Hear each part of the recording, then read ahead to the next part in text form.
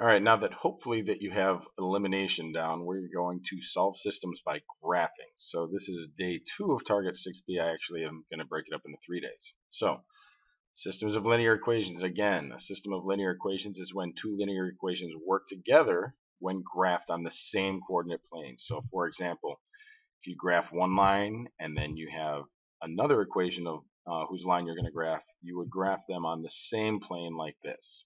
Okay?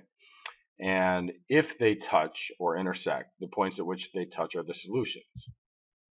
All right, so we've been through this. We're just going to concentrate on the graphing today. Okay, and it's important to note that it's easier if your equations are in slope-intercept form. So we'll go over how to put it in that if you need to.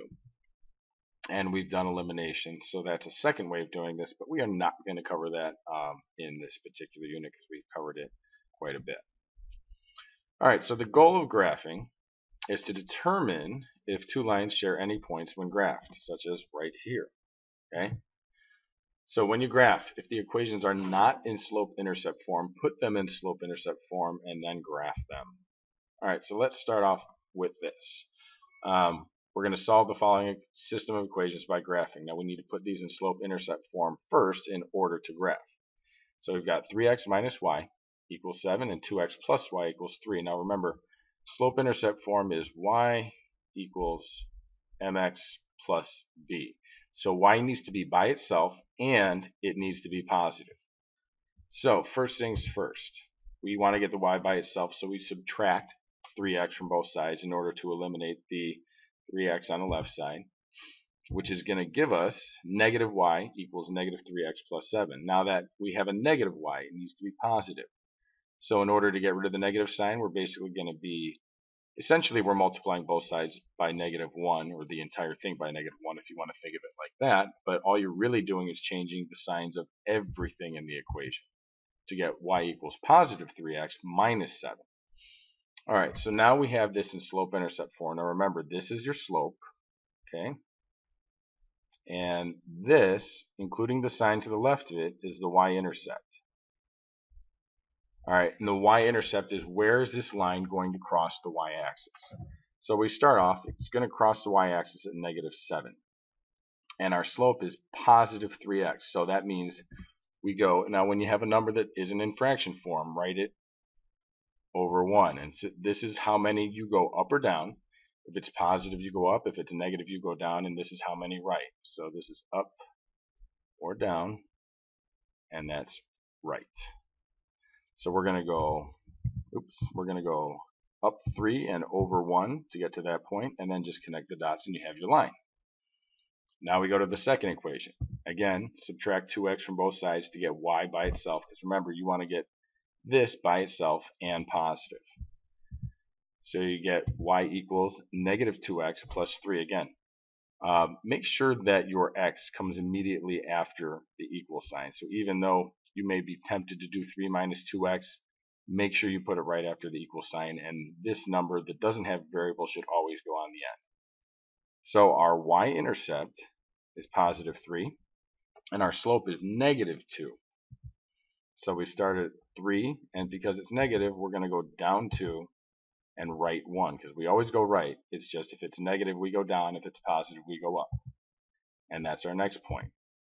Connect the dots, and that would be our solution, the point where they intersect right there. Okay, so we could write that one down fairly easily as 2, negative 1. With the graphing, you're only going to be asked to graph, though you're not necessarily going to be asked to put the point where they intersect. You might, but not always. All right, and you can check that answer if it's a point that's, very obvious like that. You can check it in your calculator. All right, so second one, I want you to pause it, and I want you to try and do this one on your own. See if you can do it, because the y's have coefficients now. All right, so let's see how you did. First things first, get the x and its coefficient away from the side that has the y. So subtract 6x from both sides to get negative 3y equals negative 6x plus 15. Now we need the y by itself and positive, so we're going to divide everything by negative 3, which is going to give us a new equation of y equals 2x minus 5. So your y-intercept is negative 5. You go up 2 and over 1. and connect the dots. Alright, next, subtract 2x from both sides. You get 6y equals negative 2x plus 12. So we're going to divide both sides by negative 6. And what this is going to do is going to create a fraction for your slope, which is technically negative 2/6, but this can reduce to negative 1/3, as you can see. And then 12 divided by 6 is 2. So our y-intercept is 2, and then our slope is negative 1 over 3. So we're going to go down 1, but we're going to go right 3. And then that'll be our second point. Connect the dots, and there is your graph. All right, and this, while it looks like the point where they intersect may be 3, 1, it's not quite exactly that. So don't assume. It might be, it might not be. But again, where they intersect is our solution. Oh, it is 3, 1. Sorry, my line must have been a little off. Okay, so now we have one where one of the equations is already in slope-intercept form, this one right here. Okay, you can already see is y by itself and positive, so we're good. X is right after the equal sign. Again, we're good. So we just need to change one of them. So this should be add 3x to both sides, which is going to give us y equals positive 3x. Oops, so that's going to screw up my graph a little bit, but we'll fix that. Plus 6. So that should be, I'm going to change this here. Alright, I'll change it to blue. So we would go up 3 and over 1. Alright, and the line would go, my line's not going to be as straight as it should, sorry about that. It's going to be like that. Alright, and then the next one, we would start at positive 3, and we go up 1 over 2. And, wow, that's a really bad line. Let me start that one over, sorry. So we are going to go like this, and they would intersect right here.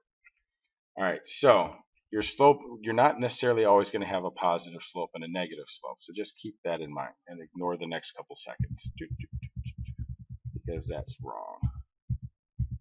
Alright, now some tips for you.